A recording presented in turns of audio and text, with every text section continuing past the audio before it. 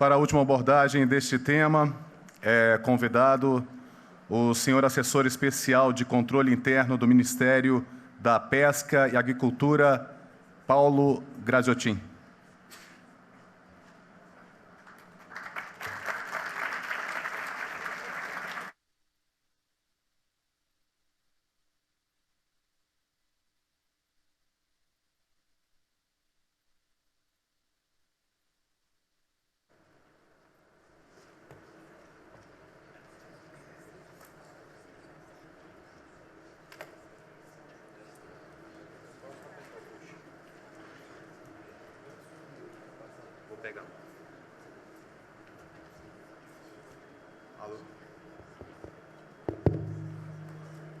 Senhoras e senhores, boa tarde. É um prazer enorme estar aqui na Corte de Contas, debatendo sobre auditoria de natureza operacional. Foi uma honra para mim ter participado do primeiro curso internacional de ANOP, ainda na gestão da doutora Selma, sob a batuta dos professores Fernando Dorna, Glória Merola, e a equipe da CEPROG. Então, para mim, é uma honra muito grande poder trazer alguma experiência após algumas tentativas de implantar o que eu aprendi e reflexionei sobre práticas lá do Instituto Cezadelo Correia. A primeira questão, eu fiquei muitíssimo impressionado com o relato da senhora auditora-geral de Minas, que ela inverteu para o controle interno, e eu gostaria de fazer uma paráfrase ao que a doutora Maria Celeste falou. Eu acho que a afinidade da auditoria de desempenho operacional é intrínseca às auditorias internas. Então, eu vou falar de um nicho de controle, na crença de que o controle, a quintessência do controle é a autotutela do gestor. No segundo nível, o auditor interno das entidades da administração indireta. Depois, o sistema de controle interno dos poderes. E, por último, o Tribunal de Contas. Vejam que eu inverti aqui a pirâmide e vou tentar falar de práticas de auditoria de natureza operacional no âmbito de umas entidades da administração indireta. Tenho trabalhado bastante, prezados professores, estimulando essa prática no meio dos auditores. Eu gostaria só de trazer alguma lembrança dos senhores e das senhoras, o que o Tribunal de Contas falou na instrução da decisão 692/1994 do plenário. A auditoria interna é uma atividade independente, objetiva e de consultoria, destinada a agregar valor e melhorar as operações da organização. Então, é só essa primeira parte aqui que me interessa. Agregar valor é quando a auditoria chega e deixa a gestão melhor, mais útil, que nem falava o Dr. Ronald, da CGU. E a melhorar as operações, em termos de eficiência, de economicidade e de eficácia, no âmbito de uma auditoria em cima de uma unidade organizacional, e, por que não, avançando para a avaliação de programas e abordando as dimensões da efetividade e da equidade. Uma dimensão um pouco esquecida, né? E que eu gostaria também de falar sobre ela oportunamente. Agora, desculpe-me, essa foi o acordo 1779/2005. Na decisão 692/1994, que, se não me engano, a instrução foi por parte da Saudi, e o auditor que coordenava essa equipe era o Paulo de Tarso, foi meu colega na Receita Federal dos anos 80, saudoso Paulo, tinha uma frase fantástica: a função do moderno auditor interno é fazer aquilo que a direção gostaria de fazer se tivesse tempo e soubesse como fazê-lo, né? Então, eu estou seguindo aqui a evolução do pensamento da Corte de Contas. No manual do Sistema de Controle Interno do Poder Executivo Federal, consubstanciado na Instrução Normativa número 1, de 2001, da Secretaria Federal de Controle, coloca-se que a auditoria interna incumbe assessorar a alta administração na avaliação de resultados mensurados por indicadores de desempenho. E o interessante é que o recente manual, e aí a gente busca amparo nos irmãos mais velhos da fé, os contadores.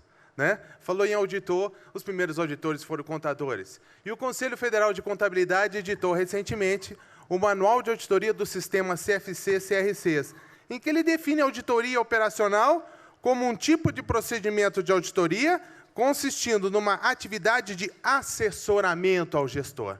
E aí foge da lógica da multa, da lógica da coerção, mas sim da lógica da opinião abalizada, que convence pela sua lógica, pela sua racionalidade e convence também pelo seu espírito de parceria. Nós somos controle, estamos inseridos no ciclo de gestão e a nossa função é aprimorar a gestão. Na realidade, o controle, ele tem como seu cliente principal o gestor. A nossa razão de ser, o nosso ponto focal de atuação. O TCU se manifestou mais recentemente, em 2005, pela necessidade de criação de uma auditoria interna, de forma diferente daquelas conduzidas pelo TCU e pela Secretaria Federal de Controle Interno da CGU, que possuam enfoques e clientes diferentes. A auditoria interna ficaria a cargo de verificar a performance, o desempenho e os resultados dos gestores. Que acordo maravilhoso, que pérola lá no Diário Oficial da União, sair daqui do Tribunal de Contas da União. Então, na realidade, o auditor interno, ele tem que vender um produto para a alta administração que a gente sabe que ele é útil, mas, de repente, com uma nova roupagem, com uma nova nomenclatura. E aí, eu conversava com esses professores ilustres aqui da CEPROG, em algumas ocasiões, e me baseando aqui no enquadramento das práticas profissionais dos auditores internos, o famoso Red Book do IA, ele costuma falar que o trabalho do auditor interno, ele se diferencia entre auditoria e consultoria. E eu queria levar a reflexão dos senhores e das senhoras, se no âmbito da auditoria interna, a ANOP não seria muito mais adequada denominar-se avaliação de natureza operacional. E aí, desse trabalho de avaliação, não se gerando relatórios de auditoria, pois que os relatórios de auditoria gerados nas unidades de auditoria interna do Poder Executivo Federal, eles seguem um rito de encaminhamento, qual seja, após 60 dias para a Controladoria Geral da União, e depois a Controladoria poderá pegar daqueles resultados e até encaminhar para o Tribunal de Contas da União. Só que, ao se levantar aquelas informações, eu imagino utilizando a ferramenta diagnóstico SWOT, quais as forças, quais as fraquezas? E aí, uma experiência que eu vivenciei, numa das unidades em que eu fui o auditor-chefe, chamei aquela superintendente finalística, que sabia demais da área, e reuni os meus auditores, muito feliz, convidei até um colega auditor interno da Sulframa para participar do nosso workshop, e eu perguntei para essa superintendente, por favor, a senhora poderia informar para nós como é que são as operações, importantes operações dessa empresa pública que trabalhava na ocasião. E a primeira pergunta que essa senhora me fez, eu posso abrir o coração ou vocês vão me canetar? E aí eu tive na frente, e eu tenho alguns daqueles que estavam presentes na época, que não vamos deixar passar de Pinóquio, e eu tive que falar assim, não, a senhora não será canetada. E que responsabilidade. Diante desse episódio, eu fui conversar com o presidente dessa estatal e falei assim, ó, presidente, nós vamos ter que mudar um pouquinho. Nós não vamos mais fazer auditoria de natureza operacional. Nós vamos propor no nosso manual avaliações de natureza operacional, porque o senhor é o destinatário primeiro deste trabalho. E eu tenho certeza que a Controladoria Geral da União e o TCU vão entender os motivos e os porquês de não se gerar relatórios de auditoria. Porque a lógica mesmo intrínseca da ANOP é o diálogo, é a prática dialógica, é a parceria, é abrir os corações. E aí é que o controle entra na sua quintessência preventiva, auxiliar, de parceria, fazendo com que as operações sejam melhoradas, aperfeiçoadas, que seja realmente agregado valor à gestão. E aquelas situações de fraude e irregularidade, eu acredito que seja tratada por uma outra equipe. Mas nós vamos falar isso aqui mais na frente. Mais recentemente, agora em 2009, o Tribunal de Contas da União determinou a diversos órgãos públicos, inclusive uma pérola em forma de papel, esse acórdão. Parabéns aí a quem instruiu esse acórdão 1074 de 2009 do plenário. Recomendação de diversos órgãos para que disciplinem a participação dos auditores internos em atividades próprias e típicas dos gestores. E aí eu gostaria de agregar um mito ao que o doutor Carlos falava no início da tarde. O mito de que a consultoria se configuraria em cogestão e que não atenderia ao princípio da segregação de funções. Ora, mas o auditor interno, ele se diferencia da CGU e do TCU por clientes em Fox. Então, eu não vejo por que esse medo, esse receio. Outra questão, e que poderia estar disciplinado, por exemplo, conforme fala o Red Book, no Manual de Auditoria Interna, a forma de trabalhar, como nós tivemos a oportunidade de trabalhar em algumas entidades da administração indireta do Executivo Federal. Bom, então, desafios, grosso modo, que eu gostaria de partilhar com os senhores e com as senhoras. Uma nomenclatura diferenciada. Então, na auditoria interna, como chamamos já em algumas ocasiões, avaliação de natureza operacional, utilizando as mesmas técnicas de diagnóstico de processo, diagnóstico de ambiente, de resultado, análise SWOT, a RES, a stakeholder, todo aquele arcabouço normativo que o Tribunal de Contas da União houve por bem trazer na parceria com o Reino Unido. Técnicas comuns, auditoria interna, CGU e TCU. Eu me lembro numa ANOP feita, uma avaliação de programas feita no PROARCO, Pré-Fogo, alguns anos atrás, e na ocasião eu era secretário de controle interno no Ministério do Meio Ambiente, em que eu tive a oportunidade de encaminhar 2 auditoras para participar de um treinamento, na época chamava-se treinamento Sombra. Elas participaram da equipe do Tribunal de Contas e vieram numa emoção, num otimismo com relação às técnicas de ANOP. Então, eu acredito que a gente poderia interagir mais. O TCU, fazemos trabalhos, não só os auditores internos vindo ao TCU, mas o TCU se dignando aí ajudar os auditores internos em campo, numa troca, numa crescente de troca do conhecimento e da informação. Outra questão, relatório de auditoria interna à CGU em até 60 dias. Sim, falava que nós temos essa obrigatoriedade legal de relatórios de auditoria serem encaminhados para a CGU, e é interessante, porque a lógica mesmo é que não haja retrabalho depois, por parte do controle interno, do sistema de controle interno. Perfil multidisciplinar da equipe, e aí concordo em totum com a senhora auditora-geral de Minas, é importante.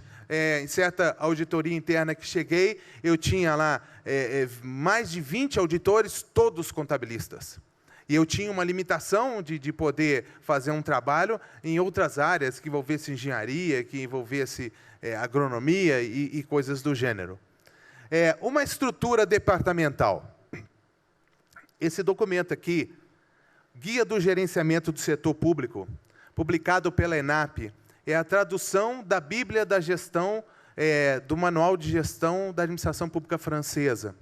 E aqui, na página 23, ele fala, não se pode gerenciar de forma correta mais que 6 a 8 pessoas diretamente. Nós estamos com um problema no Poder Executivo Federal. Por favor, isso é importante. Neste ano, saiu uma instrução normativa da SEGES, de número 5, em que ela dificulta o estabelecimento departamental no âmbito das auditorias internas. E aí é uma questão que eu acho como um limitador. Porque, certa vez, eu já tive 27 auditores sob meu comando. Então, eu não tinha mais final de semana, não tinha mais tempo para viver convívio familiar. Era trabalho demais porque eu não estava dando conta de ver os relatórios. As auditorias internas precisam de uma mínima estruturação departamental. E, quem sabe, uma área dessas, a área específica para o exercício das ANOPs. É uma questão. Então, por favor, pessoas de bom senso, a urgência em alterar esse artigo 5º da Instrução Normativa número 3, da SEGES do Ministério do Planejamento. Eu entendo as boas intenções do governo, todavia eu acho que passou um pouquinho da medida e isso está impactando um setor importante do governo federal, denominado auditores internos da administração indireta do Executivo Federal. Outra questão é integração com outros auditores internos, a rede de controle. Eu acho parabéns ao ministro Biratã, tive a oportunidade de participar de algumas reuniões da rede de controle, e aí essa rede de controle é uma oportunidade muito interessante, alicerçada no mapa estratégico do TCU, porque depois está lá como objetivo estratégico da casa, essa interação de técnicas. E essa interação de técnicas também podendo envolver uma questão importante, que é a disponibilização na internet dos relatórios de planejamento das ANOPs. Pois que eu tenho lá guardado, saudade do curso do Cezedelo Correia, os relatórios de ANOP que foram distribuídos para nós para fins didáticos. São poucos que a gente teve acesso, mas aquilo ali é muito importante para os auditores. Então, que a transparência pudesse ser maior para essa rede de controle com relação a todos aqueles relatórios, as matrizes, a forma de fazer o trabalho. Né? Já que o Tribunal de Contas da União tem ganhos nesse processo de interação internacional, que, como nós bem vimos aqui, que nos antecederam, de contactar os maiores especialistas na área no mundo. Então, de repente, fica uma sugestão de maior transparência à prática da CEPROG.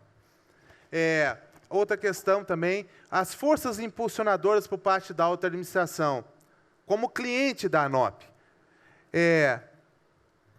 Eu acho muito interessante aqueles sumários que a CEPROG produz dos trabalhos feitos.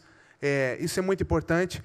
E eu acho que um desafio é nós, auditores internos também, aprendermos a marketear o nosso trabalho.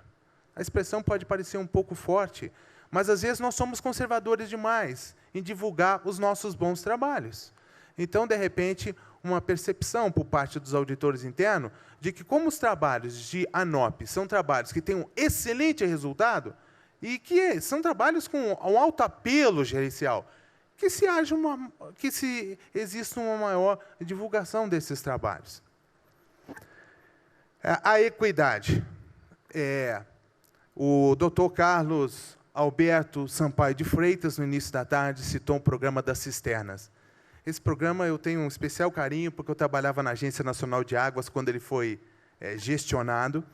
E eu tenho como a memória que saiu um acordo aqui do tribunal, se não me engano, em que sugeria indicadores de desempenho para a área das cisternas. E alguns indicadores focando nas famílias com crianças na escola, focando em famílias que tivessem portador de deficiência física, mental e sensorial, focando em famílias que tivessem pessoas idosas. Indicadores maravilhosos. Muitos deles na esfera da equidade, buscando atender aquelas pessoas que mais precisam. Só que, por outro lado, e aí, por favor, não levem isso como uma crítica, mas como uma opinião de um leitor do Diário Oficial da União. O Tribunal de Contas é tímido em falar da dimensão da equidade. E eu falo porque eu leio todos os acordos dos senhores e das senhoras, todos, não passa um, até nas minhas férias. A minha esposa não gosta muito, mas eu leio. Né? Então, eu acho que nós temos que forçar um pouco mais. E também mudar a questão, e aí eu gostaria de pactuar com o meu colega Ronald, colega de carreira da Controladoria Geral da União, no sentido também conceitual da equidade. Recentemente, o Tribunal de Contas da União produziu um belíssimo paper sobre controles internos, se não me engano, para assessorar o senador Casagrande, num projeto de governança. Maravilhoso, mas a definição de equidade no glossário era no seu conceito absoluto. É tratar iguais na medida das desigualdades. Então, acredito que essa questão de se firmar o conceito da equidade, de se exigir mais equidade. Mas a equidade não está no 37, não está no 70, mas a questão da justiça social é constitucional também. Existe, na nossa Carta Magna, vários dispositivos para impedir a desigualdade regional. Então, eu queria também, porque os indicadores de desempenho mais bonitos são os da equidade. Com todo respeito à eficiência, à efetividade, à economicidade, que, por sinal, os da economicidade, às vezes, é difícil fazer fumaça branca com esse tipo de indicador, mas os da equidade são maravilhosos. E eles mostram para a sociedade brasileira, nessa interação, de mostrar quanto o Estado está atuando pelas pessoas que mais necessitam. E essa é a função nossa, como agente do Estado também. Bom, a questão da transparência, eu já falei. Capacitação em técnicas de ANOP. O CCD Correia está fazendo um belo trabalho. Mas que mais cursos para trazer os auditores internos, os treinamentos sombra, cursos sobre o ACL, para que a gente tenha mais condições de entrar nas bases de dados dos programas governamentais, cursos sobre o SPSS, para fazer análise de questionários de uma forma mais rápida. Nós podemos ser mais eficientes nas ANOPs. De repente, nós estamos fazendo esse trabalho de forma muito artesanal. Então, mais tecnologia no processo de se realizar uma auditoria de desempenho operacional. E integração metodológica da ANOP ao processo de identificação, análise, avaliação e tratamento de riscos. Eu acho que 2004 é um marco para nós do controle.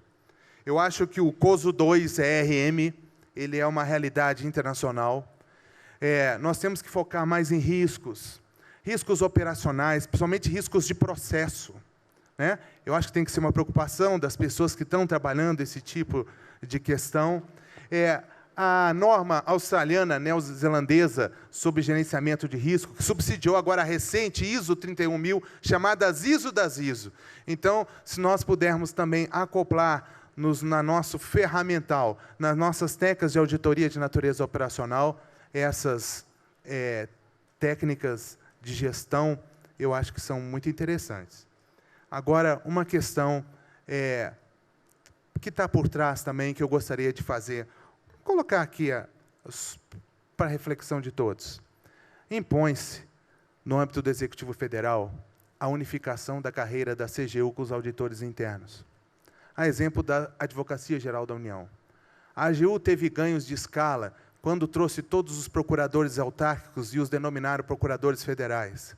Eu acho que nós estamos precisando discutir esse assunto. É necessário criar uma comunidade de controle. Nós não podemos ter disparidades de salário imensas. Não pode, aquele auditor que está na administração indireta, o sonho dele é fazer concurso para a CGU. Depois chega na CGU, faz concurso para o Tribunal de Contas. Não dá para ser assim. Eu acho que sustentabilidade de ANOP também passa por uma carreira única, passa pelo diálogo, mas passa também por condições de vida, porque, afinal de contas, nós respiramos, pagamos aluguel, pagamos prestações, temos filhos na escola. E nós não podemos perder cérebros, porque, que nem fala Peter Senge, a auditoria interna é uma organização aprendiz. Cada um que sai da nossa organização, nós ficamos mais pobres.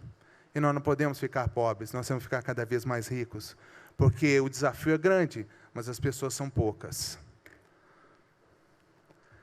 E gostaria de deixar uma mensagem aqui para o final desse primeiro momento. Se planejamos para um ano, devemos plantar cereais. Se planejamos para uma década, devemos plantar árvores. Se planejamos para uma vida toda, devemos educar e capacitar o homem. Muito obrigado.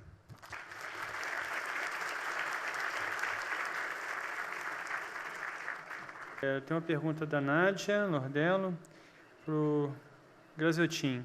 Se a auditoria interna não gera relatórios de auditoria, como será a avaliação da CGU? Acho que ela quer algum comentário sobre a sua afirmação de que não devem ser gerados relatórios de auditoria. Quem perguntou? Nádia, da Embratur. Do Embratur. Nádia, é o seguinte, a auditoria interna gera relatório, sim.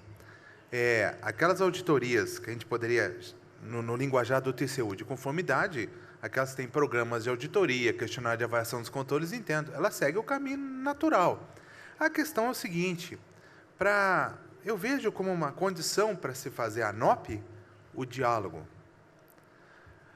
E esse diálogo, ele só vai acontecer de verdade se o auditado entender que nós não vamos seguir o caminho ou a racionalidade técnico-instrumental de contas. A racionalidade é outra. Então, o trabalho de auditoria de desempenho operacional, em que nós estamos fazendo para assessorar o gestor no trabalho de consultoria, ele geraria para o gestor uma nota técnica, que estaria disponível, sim, para a Controladoria Geral da União, para o Tribunal de Contas da União, porque todo o exercício é obrigação da Secretaria Federal de Controle Interno auditar, em termos de requisitos técnicos e de tempestividade, as unidades de auditoria interna da administração indireta. Só que, e entendam, não é só negar informação, é para que a coisa aconteça com sustentabilidade. Porque se nós fizermos a primeira, mandarmos para pessoas externas, que poderão fazer uso daquela informação, que não está na governabilidade da entidade, nós não vamos conseguir fazer a segunda auditoria operacional. Será a primeira e a última. Então, como a questão que se coloca aqui é de sustentabilidade, a gente acredita que ela deva ter um rito próprio, um rito que preserve essa prática dialógica entre auditor-consultor, e aí o Red Book tem N regras de consultoria interna, e o cliente auditado.